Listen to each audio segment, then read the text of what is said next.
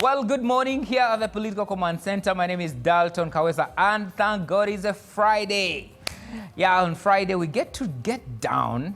Some people dress down. Some people say, yes, it's time to go and hang out and have friends. I mean, if it's a Friday and you made it this long, we thank God, and definitely we say go out and have fun.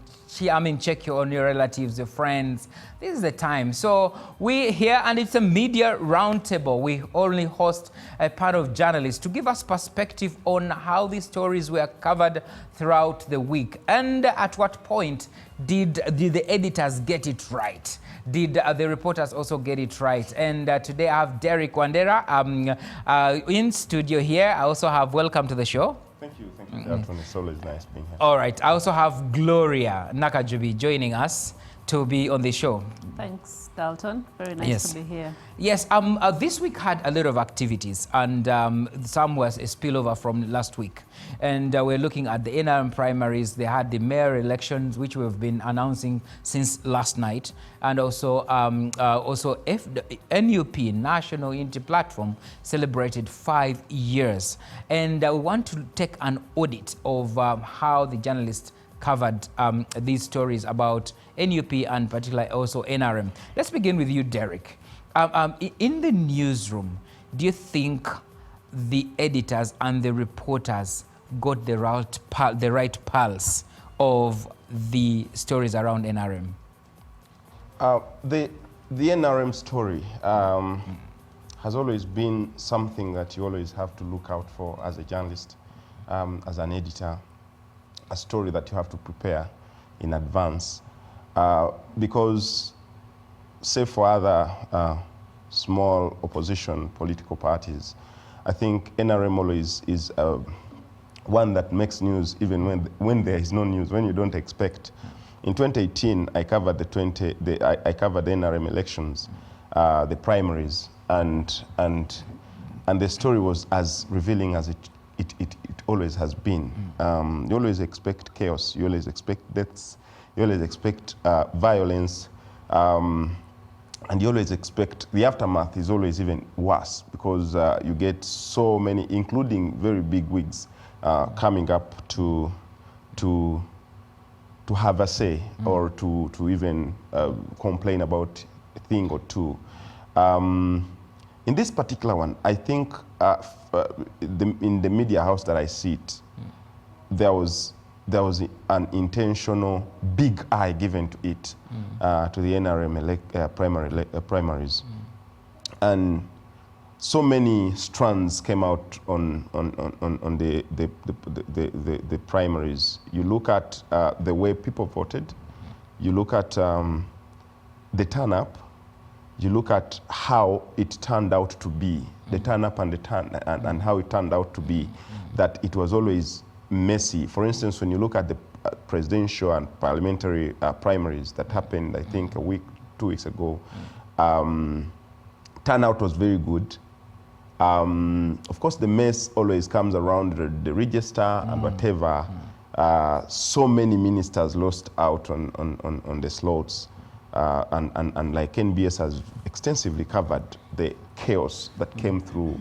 As a journalist, those are some of the areas you want to look at. It's always, journalists, without being the devil's advocates, we always look out for some of those eye-catching moments. And I feel we had a lot. We have had a field week. We have had an action-packed 2 weeks. Just like we would have expected, and I feel the editors in this story have pulled out quite enough stuff. One thing though that I think as journalists we need to look at. Maybe before we come to there, let me also bring in Gloria. The general newsroom pulse. How intense do you think this coverage was?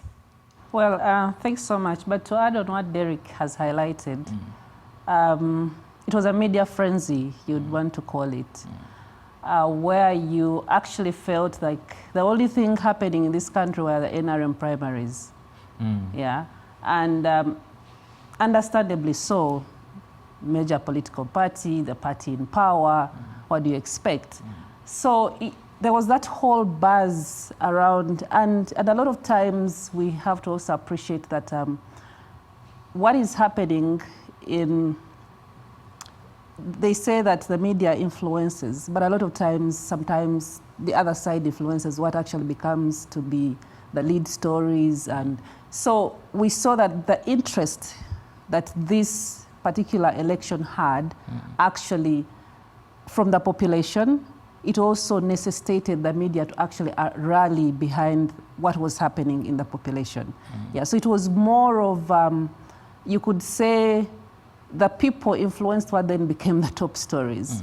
Yeah, and then you could see that what we were seeing beyond the traditional media, in the social media, the violence, because remember there's this whole lot of citizen journalism. And that also again influenced by what became the top stories we were seeing. So what stood out for you, Gloria? Was it the intimidation, the violence, and maybe the drama of it? I think for me, it is the sheer confidence of people actually going out to bribe voters in an election that is so open. Like, you know, people are lining up behind someone or someone's portrait, but then you have issues where there is changed results. Guys, we've seen what is happening. We saw this candidate having, like, maybe let's say the longest queue. Why does it turn out that actually this is the person who lost? So that sheer confidence, it actually reflects a lot on what has become of our society, yeah, but also what has become of our politics. That because people know that you can cheat an election and get away with it, they no longer care. And now for this particular election, there is the possibility that people think, well, there are no structures in place that are actually going to overturn whatever result of the election it is.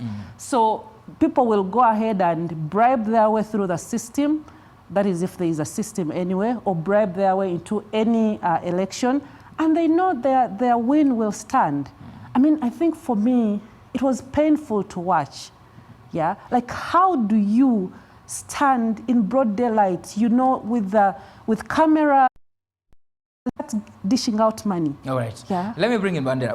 We saw intimidation. We saw guns. We saw. Of course, I suspect the journalists were so intimidated. How did newsrooms navigate telling these stories responsibly and while also insulating them beyond intimidation?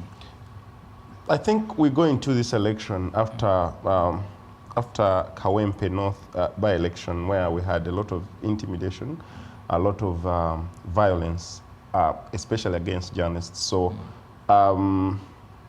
newsrooms, big newsrooms in this country have always prepared. And for me, I know that we equipped the journalists with the skill, safety skills, and also digital skills and stuff like that.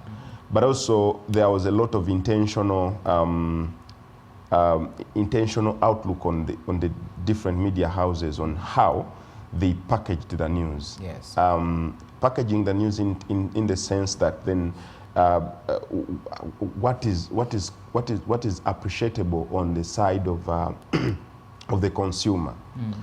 Because if you looked at, for instance, NBS, their first bulletin, the first segment, you saw there was an intent on highlighting some of the evils and most of the evils that were happening. And when you looked at the dailies, they also did the same. For instance, yesterday we had a headline and we had a story of the Prime Minister being slapped. Yes, yes, Daily Monitor, yes. The Prime Minister being slapped in a fight, in a haggle, in a struggle of polls on who won, who didn't win. You get, and most of these have happened. We've seen in Lwemiyaga, we've seen in the entire Zimbabwe, we've seen in the north, in the west, a lot of violence, and as you and me who prepare journalists go out, or even when we are going out ourselves, then you have to look at where do I place, how do I prepare myself as a journalist going out there. And for me, I feel that's where we ticked it. Despite the intimidation, still the story ran the way it was supposed to be run. And for me, this is where I've always said that mainstream media will always knock itself out. Because if you then camouflage to be the tradition, I mean the citizen journalist, you stood a very big chance of being intimidated or even beaten. But as mainstream media houses prepared their reporters, for me I saw that there was an intentional preparation of averting this whole intimidation, this whole violence. And that's why Daily Monitor covered the NRM Secretariat very, very carefully, very safely. So did NTV, so did the NBS, so did Chimp Report, so did Observer. And for me, this is something that I expect from every election that comes about. Have your violence, just let us be the messenger. The problem is when you then cross from being the messenger and then you get into, you enter into the melee where it ends up even affecting you as a person physically, mentally, and all that. And I liked the way Gloria put it, that when a situation turns out to be like the people do not want what they are doing to be seen, then they are going to come for us, the journalists.